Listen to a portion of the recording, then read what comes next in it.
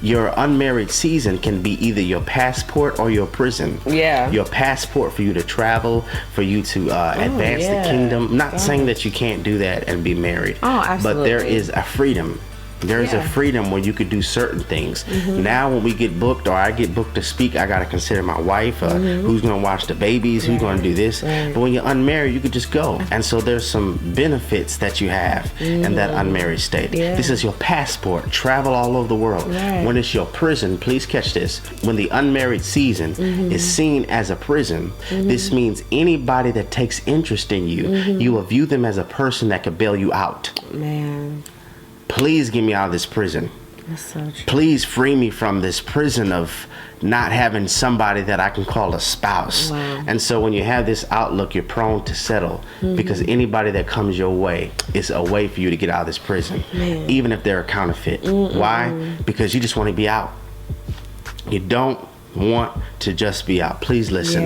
It is better to be with no one than the wrong one. Yes, it's so good. Think about how many problems you have. I know, right? Now you're going to have to deal with the problems they have. Yes. And y'all going to have to merge all y'all problems and become one. Yes. Right? So this season is the season of your passport. Right. This season is the season of your preparation. Oh, man. It's not about the wedding. Yeah. It's about the marriage. Yes. It's a dangerous thing when you could look good as a bride, but look terrible as a wife. Waiting could not be waiting. Waiting could be space for preparation. Yeah. Don't mislabel the season. It's dangerous when you can't perceive the season. And don't compare. How they got married? How did they get married? They are promiscuous. And we do that, and we do that. Women, we do that. I know we do that. We compare, and you're like, you look at your life, and somebody else's life, and you're like, Lord, why me? Let me tell you something.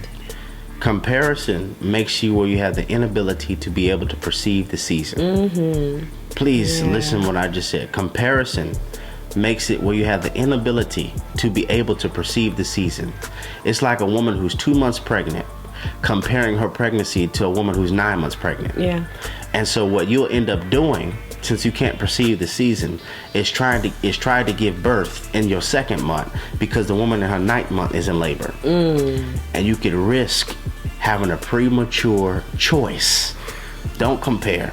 Don't compare. Yeah. They may be in the season of promotion. You may be in the season of preparation. They may be in the 9th month. You're in the 2nd month. But here's the beautiful thing. You're both pregnant. Exactly. And it's going to happen in God's timing. So all we're trying to say is you want to do it God's way. Yeah. For God's reasons, for God's purpose, and God's timing.